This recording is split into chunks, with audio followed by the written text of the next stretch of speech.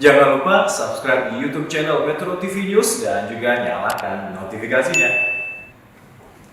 Dan pemirsa, Timnas Indonesia U23 akan menghadapi Vietnam U23 di pertandingan perdana Grup A pada SEA Games 2021. Ya, lantas bagaimana skuad Garuda menghadapi skuad prajurit bintang emas yang selama ini menjadi momok tersendiri bagi Timnas Indonesia? Untuk membahasnya lebih jauh, kita sudah berbincang bersama dengan pengamat sepak bola Wesley Hutagalung. Selamat pagi, Bung Wesley. Selamat pagi, maafin Sarah. Iya, Bung Wesley, ini bagaimana Anda melihat laga Indonesia kontra Vietnam, di mana Vietnam yang dinakodai dari Park Hang-seo ini selalu menjadi momok tersendiri bagi skuad Garuda? Ya, semenjak Park menangani Vietnam 2017, memang Vietnam meneruskan program pembentukan sepak bola yang menurut saya membuat kita harus belajar banyak dari Vietnam, bagaimana mereka serius dalam pengelolaan sepak bola berjenjang usia dini. Bahkan kalau kita lihat keseriusan mereka sudah punya targetnya Piala Dunia U20 itu tampil sebagai peserta yang lolos kualifikasi, bukan hanya sekedar tuan rumah. Nah, persiapan kita pun untuk SEA Games ini memang boleh saya katakan masih kalah dari Vietnam yang tampil di AFF U23, lalu persiapan mereka main di Dubai Cup, dan lawan-lawan yang dihadapi itu jauh lebih serius dibandingkan Indonesia yang latihan TC di Korea Selatan, melawan Andong Science College, melawan Pohang Steelers, melawan Daejeon Hana Citizen, dan hasilnya itu akan kita lihat nanti bagaimana kematangan kedua tim bermain malam nanti. Kalau kita bicara mengenai kemarin gitu ya, Nguyen Thian Linh baru saja cedera, bisakah dikatakan ini sebagai bentuk blessing in disguise atau ada yang hal lain yang perlu kita waspadai? Secara pemain, menurut saya Nguyen Thian Linh bukan pemain tidak tergantikan. Mereka banyak pemain yang bisa katakan setara di lini depan. Berbeda dengan lini depan Indonesia yang masih mencari pemain nomor 9, istilah untuk pemain ujung tombak striker. Nah, cedera rusuknya Nguyen itu sebenarnya menurut saya tidak terlalu parah. Kalau kita baca berita-berita hari ini, pagi ini di Vietnam, itu cedera ringan itu bisa kok dimainkan, dipaksain kalau memang mereka butuh kemenangan, karena laga pertama di SEA Games ini menguntungkan bagi Myanmar, karena berikutnya mereka hanya melawan Filipina yang memang cukup kuat tapi dengan banyak pemain naturalisasinya, tapi setelah itu kan mereka melawan Myanmar dan Timor Leste terakhir yang menurut analisa kita akan dapat dikalahkan oleh Vietnam.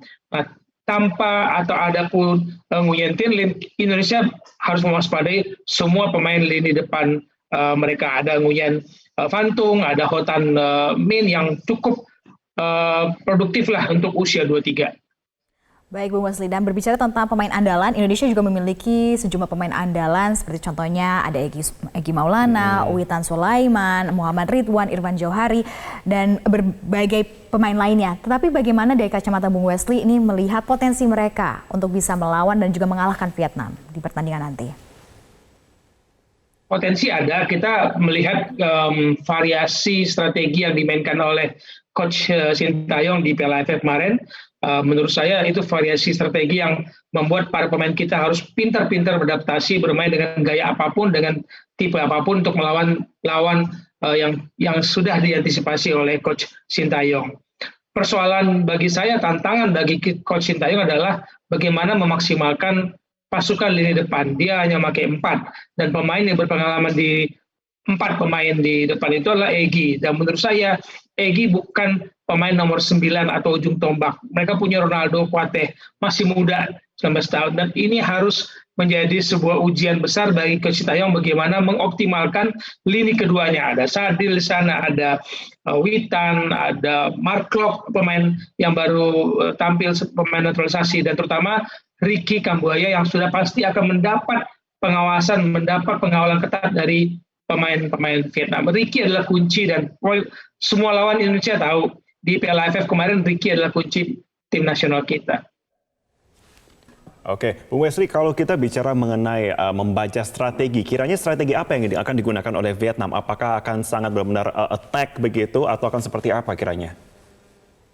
Menarik, Marvin. Karena belajar dari AFF, Vietnam tidak bisa menembus pertahanan kita, meskipun kita dibombardir. Tapi waktu itu memang pemain kita sangat disiplin. sangat rapi koordinasinya, tapi tidak bermain untuk menyerang, bermain untuk mendapatkan 1 poin, dan itu sah-sah saja dalam sepak bola.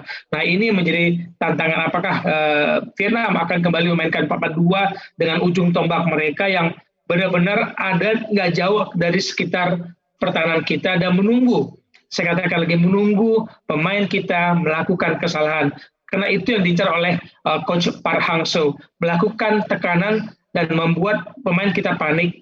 Dan rasa panik itu yang sering terjadi di tim nasional kita, itu membuat kesalahan elementer, kesalahan umpan, kesalahan mengambil keputusan, dan menguntungkan Vietnam. Dan itu yang dikejar oleh Coach Park Hang-seo. Mereka pintar membaca ternyata ya. Melihat bagaimana panikan ya Bung Wesley. Tapi melihat bagaimana yang dibaca oleh Park Hang-seo sendiri, ini dikatakan bahwa Park Hang-seo juga membaca dan juga memfokuskan ini perhatiannya kepada pemain-pemain yang didatangkan dari luar Indonesia atau pemain naturalisasi. Nah, sebenarnya apakah betul pemain-pemain ini menjadi ancaman atau berbahaya bagi tim Vietnam? Dengan kematangan Mark Klok sebagai pemain, kemudian beberapa pemain kita tampil di luar negeri, sayang Asnawi belum bisa main. Perbedaan itu terlihat. Meskipun di awal-awal begitu datang ke Korea Selatan pun, coach pelatih kita Sintayong masih dalam tanda kutip harus memperbaiki dasar teknik bermain sepak bola, tapi tidak semuanya. Nah, kalau banyak pemain kita yang bermain di luar, mengemban ilmu dan kemudian membuat mereka cepat beradaptasi terhadap perubahan sistem permainan, ini sangat membantu Sintayong untuk memainkan strateginya, dan itu memang diwaspadai oleh kubu Vietnam, pemain-pemain yang bermain di luar, kemudian pemain naturalisasi kita, meskipun lagi-lagi naturalisasi kita tidak ada yang pas untuk di lini depan, dan pemain senior yang dipanggil oleh Sintayong itu tidak ada di depan, ada Mark Klok, Ricky Kambuaya di tengah, dan di belakang Farudin Arianto. 3 pemain senior di antara pemain U23. Dan itu yang sebenarnya menjadi nyawa permainan tim ini, 3 pemain senior yang harus membuat kenyamanan, ketenangan, karena saya yakin sama-sama kita nonton nanti, Vietnam akan menteror kita dengan dari semua lini untuk membuat pemain kita grogi, panik, dan kemudian melakukan kesalahan-kesalahan elementer. Oke, Bung Wesley, berangkat dari sana tadi mengenai membuat tim menjadi grogi. Nah, beberapa match itu yang menjadi perhatian bersama, Sarah, juga kita adalah melihat ada mentality ataupun mentalitas dari tim itu kadang sering goyah, itu menjadi evaluasi di beberapa matchnya. Bagaimana kemudian strategi dari coach untuk bisa melatih mentality kita, dari tim kita, agar benar-benar apapun hasilnya, keep it cool, santai aja gitu, untuk kemudian bisa benar-benar konsisten dalam menghadapi berbagai tantangan ataupun juga match ke depan? Termasuk persoalan elementer yang dihadapi Coach Sintayong adalah pertanyaan Marvin tadi, bagaimana kita betul bermain lebih tenang. Tantangan para pelatih di Indonesia dari kategori usia dini adalah membuat pemain Indonesia berani bermain, mengeluarkan kemampuan terbaiknya, dan berani mengambil keputusan.